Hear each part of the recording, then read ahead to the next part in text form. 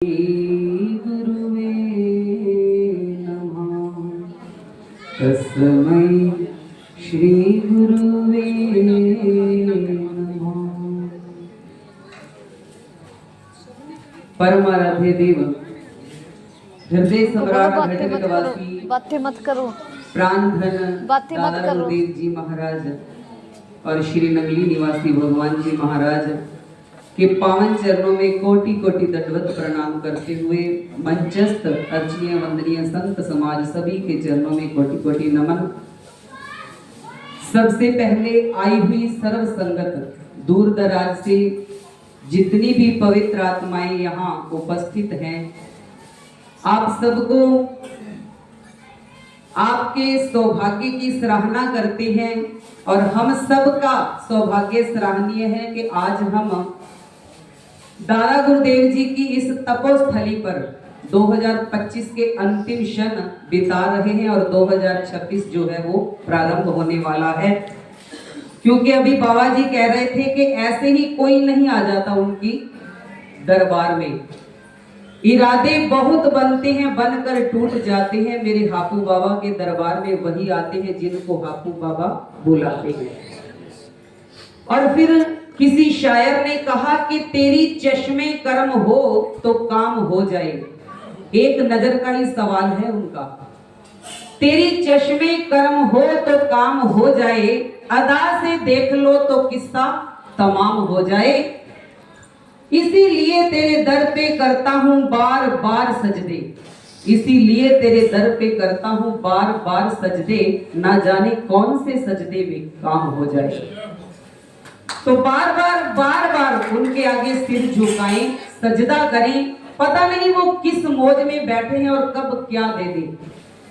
अभी पूज्य महात्मा जी कह रहे थे कि उनसे क्या मांगना चाहिए, उनसे उनकी भक्ति मांगनी चाहिए, लेकिन भक्ति लेने के लिए पहले पात्रता होनी जरूरी है। अंग्रेजी की एक कहावत है कि फर्स्ट डिजर्व देन डिजायर। पहले पात्र बनो, अधिकारी बनो और फिर मांगो, तो फिर वो खूब देते हैं। तो आइए आज हम भक्ति का दान लेने के लिए दादा गुरुदेव महाराज जी के पास आए हैं, उनका आशीर्वाद लेने के लिए। तो 5 मिनट का समय, अब समझ नहीं आ रहा कि क्या सुनाऊं। एक छोटी सी लीला परमहंस महाराज जी की ही आपको सुना करके वाणी को विराम देती हूँ। कि उनके समय की बात है कि एक व्यक्ति के घर में ना अनायास आग लग जाती थी। पता ही नहीं चलता था कि कब कैसे आग लग गई, लेकिन रोज का ये वो था नियम के रोज उसके घर में आग लगनी ही लगनी है। एक दिन परेशान होकर के किसी कहने से वो दादा गुरु महाराज जी के पास आया। अब संत तो परोपकारी होते ही हैं, तो दादा गुरु महाराज जी के आगे आकर के उसने नतमस्तक होकर के अपना दुखड़ा सुनाया। तो परमहंस महाराज जी ने एक ताबीज दे दिया कि ये ले जा और जाकर के चौखट के साथ बांध देना, आज के बाद आग नहीं लगेगी। उसने वैसा ही किया, वो ताबीज ले गया, जाकर के चौखट के साथ जैसे ही बांधा तो उसके बाद आग लगनी बंद हो गई। कभी आग नहीं लगी उसके बाद। लेकिन कोई और ऐसा व्यक्ति जो इन फकीरों से थोड़ी जेलसी करता था, उसको जाकर के भ्रम में डाल दिया। कह रहे उन बाबा लोगों के पास कुछ नहीं है, उनके भक्त तो खुद ही परेशान हैं।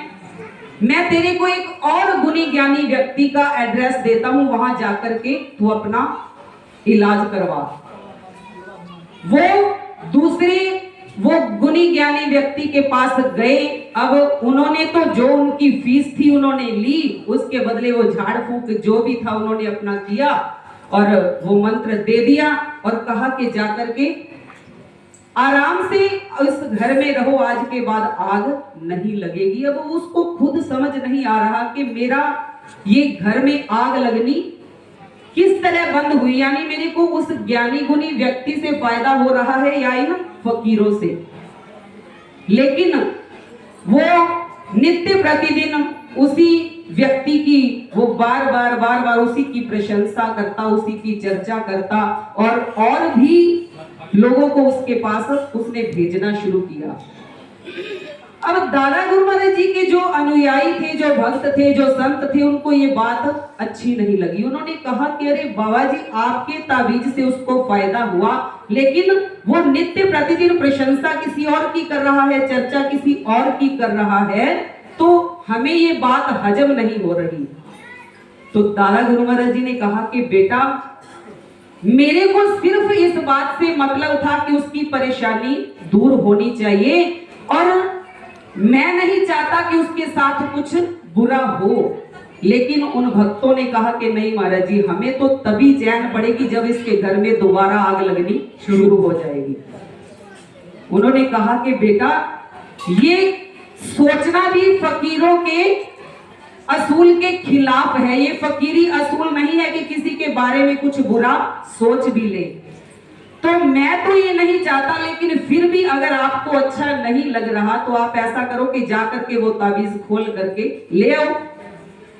वो गए, वो ताबीज खोला और खोल करके वापस ले आए, और शाम को ही उसके घर में दोबारा आग लग गई।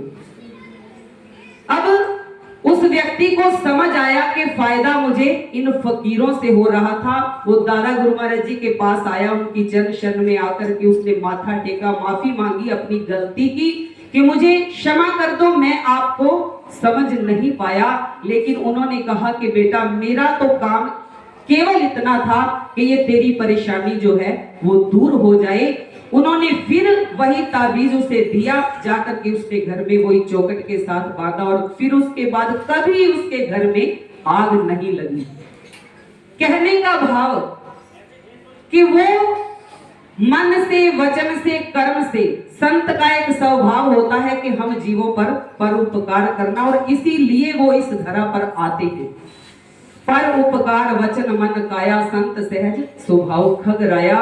और परमहंस महाराज जी के जितने भी उपदेश हैं, जितने भी सत्संग हैं, वो संतों के लिए, खासकर एक संत का जीवन, एक साधु का जीवन कैसा होना चाहिए। और उन्होंने एक जगह ये भी कहा कि एक साधु का जीवन ऐसे होना चाहिए जैसे एक गेंद और बल्ला। देखो, खिलाड़ी गेंद को जितनी मर्जी जोर से फेंक दे, लेकिन गेंद ने कभी शिकायत करी कि इतनी जोर से मुझे क्यों मारा या मुझे चोट लगी है? नहीं करी ना। वो चुपचाप जहां जितनी जोर से वो मारता है और जहां जा सकती है वो बिना किसी तर्क के उस जगह पर पहुंच जाती है। तो कहने का भाव कि एक भक्त का जीवन, एक साधु का जीवन, एक संत का जीवन भी ऐसे होना चाहिए जैसे एक गेंद और बल्ला। कि गुरु के हाथ में जब हमारी डोर होगी, दादा गुरु महाराज जी के नगली निवासी भगवान के हाथ में जब हमारी डोर होगी, तो फिर वो जिधर मर्जी फेंक दे, कोई तर्क किए बिना इस जीवन को जिए, तो कभी भी हमें जीवन में असफलता नहीं मिलेगी। तो सदा सदा उनका आशीर्वाद हमें मिलता रहेगा। क्योंकि ग्रंथों में कहा भी कि माता पिता गुरु प्रभु की वाणी बिन ही विचार करिए शुभ जानी। कि माता पिता और गुरु सदा हितकारी होते हैं। कोई भी काम करते हैं, चाहे वो मारते भी हैं हमें, चाहे डांटते भी हैं, तो उसमें भी हमारा हित होता है। अहित कभी वो सोचते भी नहीं किसी का। तो ऐसे महापुरुषों की, ऐसे दादा गुरुदेव भगवान श्री नगली निवासी भगवान जी की हमें चरण शरण प्राप्त हुई। तो आज नव वर्ष प्रारंभ होने जा रहा है। तो गुरु महाराज जी से यही मांगते हैं कि आप सबका जीवन वो भक्ति से भरपूर कर दें और सदा सदा उनका आशीर्वाद आपके साथ इस वर्ष में प्रतिदिन हर पल हर क्षण बना रहे। तो हमारा इस संसार में आना सार्थक हो जाएगा। आइए इन्हीं शब्दों के साथ अपनी वाणी को विराम मेरे साथ मिलकर के जय घोष करेंगे। बोलो जयकारा, बोलो मेरे श्री गुरु महाराज।